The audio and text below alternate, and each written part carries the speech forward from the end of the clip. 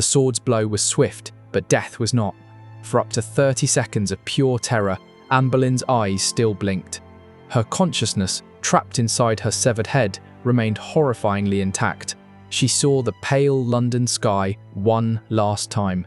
She heard the wet, intimate sound of her own blood soaking into wood, cloth and straw. But this physiological nightmare, this final, twitching awareness, was nothing compared to what had already been done to her. Because the story you've been told about Anne Boleyn's dignified execution is a carefully maintained lie. What they did to her was not justice.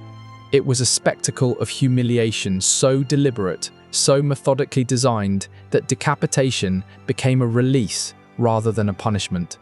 The blade was mercy. If you're drawn to real history where innocence is destroyed in silence, subscribe. This isn't a myth. It's the slow breaking of a young woman the world chose to hate. Before the screams, before the blade, Anne Boleyn was just a girl, frightened, isolated, and already condemned. Comment where you're watching from and stay with me, because what you're about to hear is not a romantic tragedy. It is something far darker. Anne Boleyn's execution stands as one of the clearest examples of Tudor justice at its most sadistic, where death was merely the final punctuation in a long campaign of psychological destruction. Most history books reduce her fate to a single line, beheaded for treason, but the reality of her final days reveals a dismantling so meticulous it would be recognizable to modern interrogators. Her execution was not simply an ending. It was the final act in Henry VIII's campaign to obliterate a woman who had become inconveniently powerful. And the worst part is, this targeting began long before the scaffold was built. By May 19, 1536, Anne Boleyn had already endured 17 days of imprisonment inside the Tower of London, the same fortress where she had once prepared for her coronation. Just 3 years earlier, she had walked these grounds in anticipation of becoming Queen of England, crowned in spectacular ceremony at Westminster Abbey. Now, she awaited death inside the same walls, suspended in a cruel, repeatedly delayed limbo. Her execution date was announced, then withdrawn, then announced again. This was not administrative confusion, it was calculated torment. By stretching time, Henry VIII ensured Anne would be forced to live inside her own execution, rehearsing it endlessly in her mind. Each dawn brought the same question: is this the day they kill me? Each night ended without an answer. And still, this was not the worst thing being done to her. The king had even summoned a skilled swordsman from Calais, rejecting the traditional English axe. This detail is often framed as compassion, but mercy has nothing to do with it. The imported sword transformed the execution into theatre, a performance engineered for precision, spectacle, and psychological dominance. Anne was meant to understand that even her death would no longer belong to England, it belonged solely to the king. During her final hours, witnesses described Anne as possessing an almost supernatural calm. Some even called her cheerful. She laughed, she joked. Modern psychology recognizes this response immediately: dissociation, a defense mechanism triggered by extreme trauma. When the mind no longer believes survival is possible, it detaches. Anne reportedly joked that she would be known as Headless Anne, a macabre humour masking emotional collapse. What appears to be courage is often the mind's last shield. Few historical accounts pause to acknowledge the sheer terror she must have endured. Not just fear of death, but fear of annihilation. She knew her reputation was being systematically dismantled through fabricated accusations, adultery, incest, conspiracy to murder the king. Charges so implausible they would be dismissed instantly today. That was precisely the point. This was not about truth. This was about replacement. Henry VIII did not merely want Anne dead, he wanted her history erased, her contributions nullified, and her daughter Elizabeth delegitimized. The execution was not the punishment, it was the justification, and the reputation assassination was still unfolding. In the days before her death, Anne was forced to listen as grotesque, invented tales of her supposed sexual depravity circulated freely beyond her walls. These stories were repeated so relentlessly that they began to feel real to those who heard them. Accusations so bizarre that no legitimate court would entertain them, yet they were enough when power demanded belief. The morning of May 19th dawned unusually clear over London. A cruel contrast to what was about to occur. Anne had spent the night in prayer. Sleep escaped her repeatedly. Tower records show that at 2 a.m. she requested the sacrament and remained kneeling for hours, clinging to ritual as her only remaining certainty. By dawn, she had been awake for nearly 24 hours. Her body was exhausted. Her mind was fractured. When the Tower lieutenant arrived to escort her, Anne was reportedly laughing with her ladies-in-waiting. This was not peace, it was collapse. Anne's execution had been scheduled, postponed, rescheduled, and delayed again. An often overlooked but devastating form of torture. The uncertainty, not knowing exactly when death would arrive, was deliberate. Only when the hour had finally come was Anne informed. She was led from her chambers through corridors where she had once walked as queen-to-be, courtiers bowing as she passed. Now, guards flanked her, not to honour her, but to prevent her from running. The same courtiers who once depended on her favour watched in silence. Indifference had replaced loyalty. The scaffold erected on Tower Green was abnormally low, barely 90 centimetres. Unlike the elevated platforms often shown in films, this design forced Anne to climb only a few shallow steps. This was not convenience. It denied her elevation, denied her symbolic dignity. It kept her face level with the crowd. Although modern depictions often portray solemn silence, contemporary records suggest something very different. A carnival-like atmosphere had been encouraged. This was public theatre, a warning to anyone, especially women, who might dare to overstep the boundaries of power. Before kneeling, Anne was permitted a final speech. Not out of mercy, but because tradition required it. Her words were precise and controlled. "Good Christian people, I am come hither to die according to law." This apparent submission was her final act of defiance. By acknowledging the law without admitting guilt, she subtly exposed the illegitimacy of the accusations. She would die obedient but unconfessed. Perhaps most disturbing of all was the king's absence. Unlike other royal executions, Henry VIII did not attend. Instead, he waited at Whitehall Palace for confirmation of Anne's death, even as preparations were made for his marriage to Jane Seymour. Anne's death had become logistical. The personal was now entirely political. The swordsman from Calais, specifically selected and lavishly paid, represented another layer of calculated cruelty. English executions relied on an axe-messy, imprecise, often requiring multiple blows. The foreign swordsman promised efficiency. In her final moments, Anne would die not at the hands of her countrymen, but at the hands of a stranger. One last displacement. Her blindfold, often portrayed as mercy, served a practical purpose, preventing her from flinching. Anne knelt upright rather than placing her head on a block, a French custom that intensified the executioner's challenge. She had to remain perfectly still through sheer will. Witnesses reported her lips moving constantly in prayer, eyes darting beneath the blindfold, straining to detect movement, breath, sound. Death was coming. She just didn't know when. That suspended instant, the waiting, was its own form of torture. The decapitation itself, by Tudor standards, was flawless. A single blow, clean, and that was only the beginning. A single, expertly delivered blow severed Anne's head, but what followed is rarely included in polite historical retellings. According to multiple eyewitness accounts, Anne Boleyn's eyes and lips continued to move for several seconds after the decapitation. Not metaphorically, physically. This horrifying response occurs when residual oxygen remains in the brain tissue, allowing brief, involuntary movement even after the body has been destroyed. Some witnesses claimed her lips appeared to form words, perhaps the final syllables of the prayer that had been interrupted by the sword. For those watching, the effect was deeply unsettling. Several fainted. Others turned away in visible distress. This moment, when the boundary between life and death blurred, shattered any illusion that the execution was clean, merciful, or humane.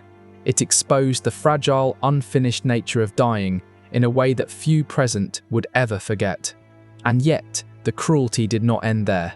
Perhaps most revealing of all was what had not been prepared. There was no proper coffin waiting for Anne's remains. Her ladies in waiting, still shaking, still grieving, were forced to scramble in confusion to find something, anything, to hold what remained of their queen. They eventually located a wooden chest used for storing arrows. Into this crude container, Anne Boleyn's severed head and body were placed together. This was not a trivial oversight. It was a statement. Even in death, Anne was treated not as a human being worthy of dignity, but as a resolved political inconvenience, a problem already crossed off a list. She was hastily buried beneath the floor of the Tower Chapel, without proper Christian ceremony, as though those responsible expected her memory to disappear as quickly as her life had ended. But erasure requires effort, and Henry VIII was committed. The campaign to destroy Anne Boleyn did not stop at her execution. Court painters were instructed to destroy her portraits. Royal insignia bearing her symbols were ripped down from walls and tapestries. Courtiers quickly learned that speaking Anne's name, let alone defending her, was now dangerous. Silence became survival. While popular history focuses on the physical brutality of beheading, this systematic removal of Anne's existence represents a deeper violence, the execution of a legacy, an attempt to wipe not only a woman's body from the world, but her memory. It would take centuries for historians to begin reconstructing Anne's life, from scattered records that survived the purge letters saved by chance, accounts written quietly, fragments that escaped destruction, but the damage was almost complete, and the trauma did not end with her.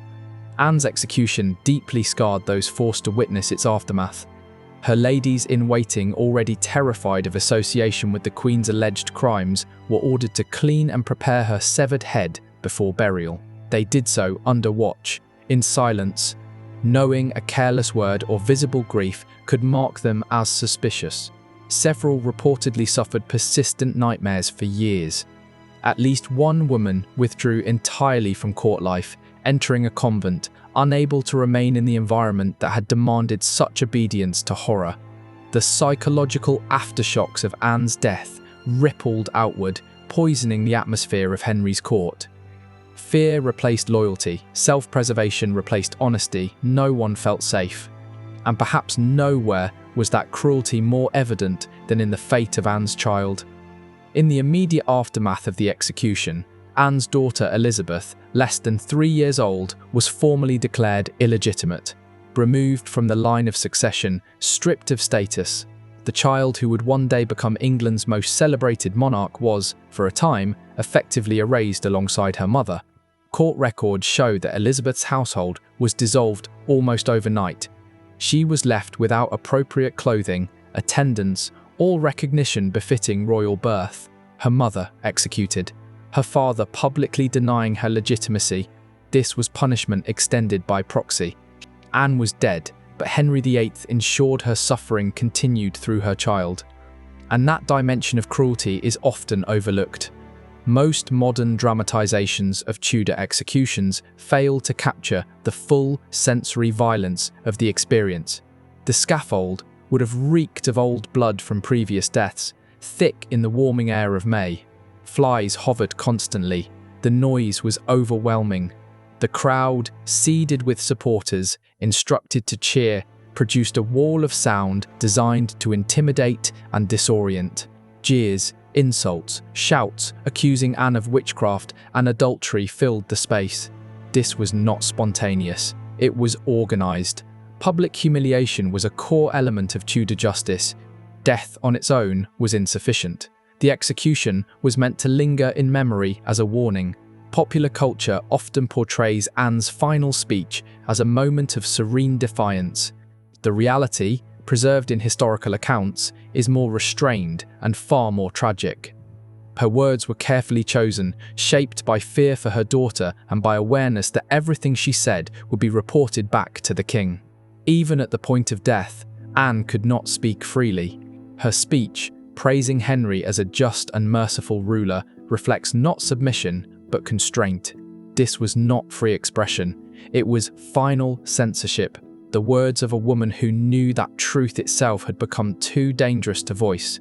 The sword that ended Anne's life, specially imported from France, embodied the performative nature of her execution. Henry VIII spared no expense to stage a death worthy of a fallen queen. The executioner reportedly practiced beforehand, perfecting the single blow that justified his high fee. This professionalism reduced Anne's death to a technical exercise, efficiency over humanity. Anne was not merely killed, she was processed. State-sanctioned execution transformed her suffering into a message delivered cleanly and decisively. Contemporary accounts note that no English executioner would take on the task, not out of moral hesitation, but because the technique required specialized training. The French sword differed from the English axe, lighter, razor-sharp, designed for a swift horizontal strike rather than a downward chop. This technical detail underscores the artificiality of the entire event. Even the mechanics of death were chosen for aesthetics. After the sword fell, witness Thomas Wyatt, the poet imprisoned in the Tower and forced to watch the execution of a woman he once admired, later wrote of the small throat that had so many jewels hanging from it. That single line captures Anne's grotesque transformation, from adorned queen to displayed corpse.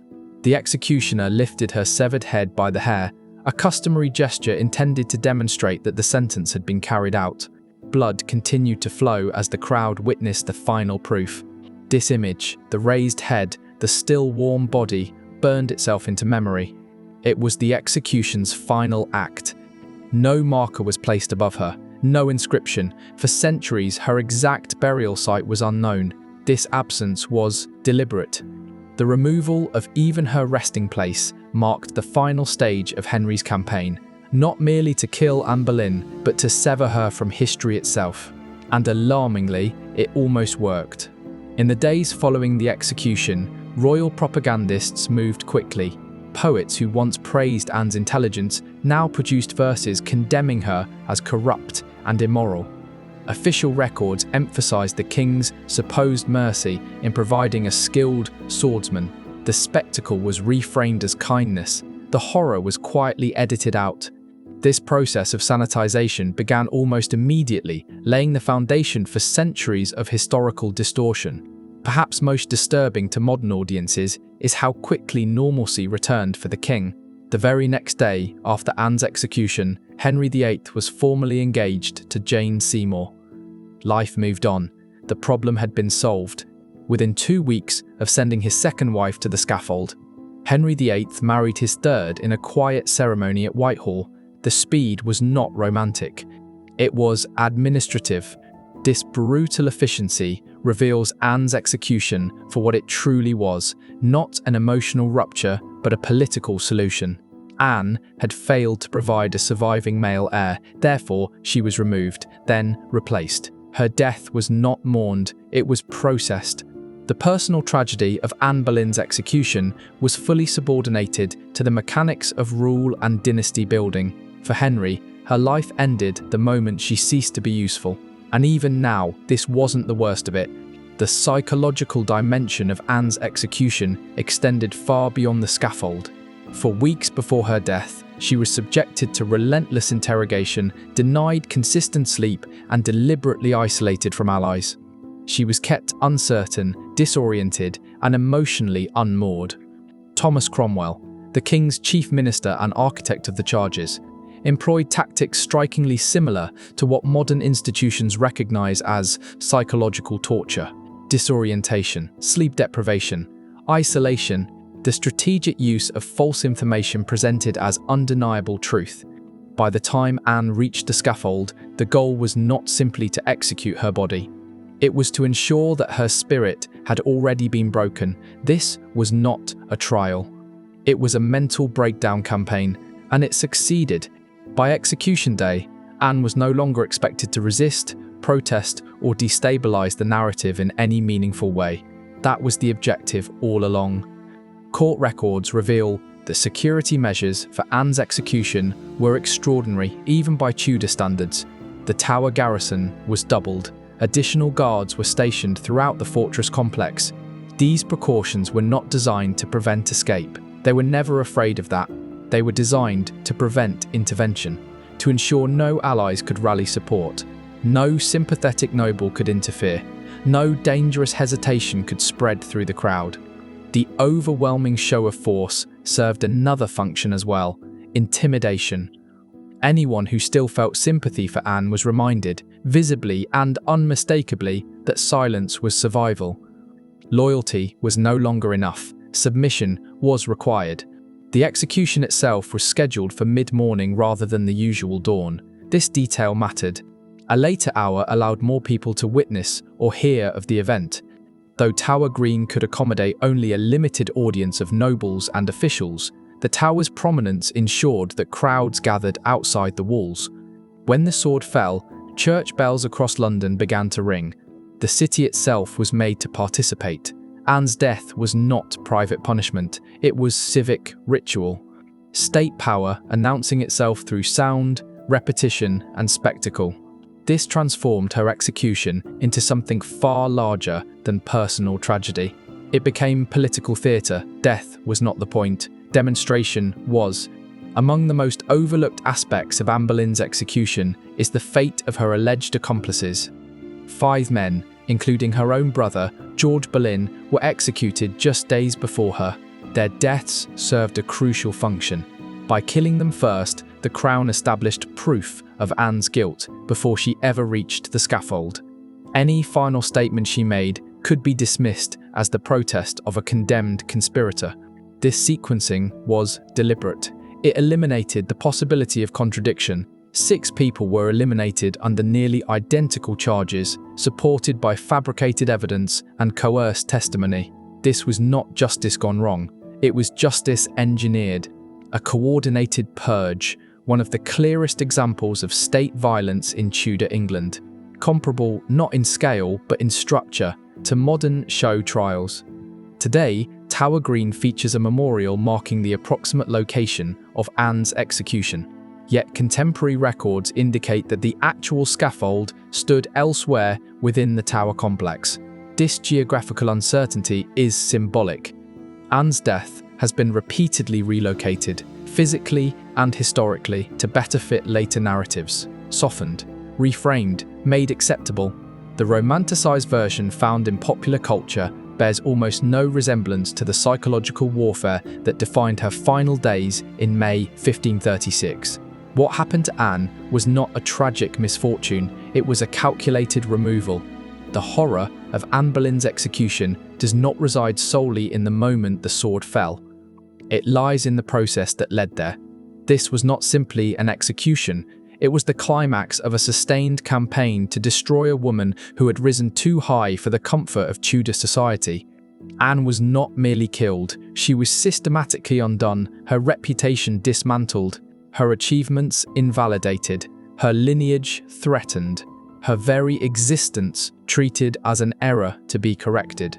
When we examine the full context, psychological torture, public humiliation, narrative manipulation, and historical erasure, we encounter something far more disturbing than a swift death by a sword from Calais. From a modern psychological perspective, Anne's execution stands as a textbook example of state-sanctioned gaslighting and reputational assassination. The accusations against her adultery with multiple men, incest with her brother, poisoning plots against the king were so implausible they collapse under even minimal scrutiny. Yet they were accepted. Why? Because power controls reality when it controls repetition. Through coerced confessions, controlled information channels, and the elimination of dissenting voices, the government successfully persuaded much of England that Anne deserved to die. Truth became irrelevant. Belief was manufactured. This manipulation of collective perception may be the most terrifying aspect of her death. 5 centuries later, Anne Boleyn's execution continues to fascinate precisely because it sits at the intersection of personal tragedy and political calculation. Her death was not simply the end of a life. It was a performance designed to justify royal action and permanently rewrite memory. This is not ancient history. It is a recurring pattern, and that is why Anne's story still matters. Anne's ultimate tragedy may be that despite every effort to erase her, it was her death, not her life, that became her most enduring legacy. By confronting the full reality of her execution, stripped of romance and sanitized myth, we expose uncomfortable truths about power, gender, and historical storytelling. The familiar tale of a disgraced queen meeting a swift, dignified end conceals something far darker. State power abusing narrative control to justify cruelty. By understanding the psychological machinery behind Anne Boleyn's execution, how her reputation was dismantled, her voice silenced, her memory threatened, we gain insight into how authority maintains itself through control of bodies and stories.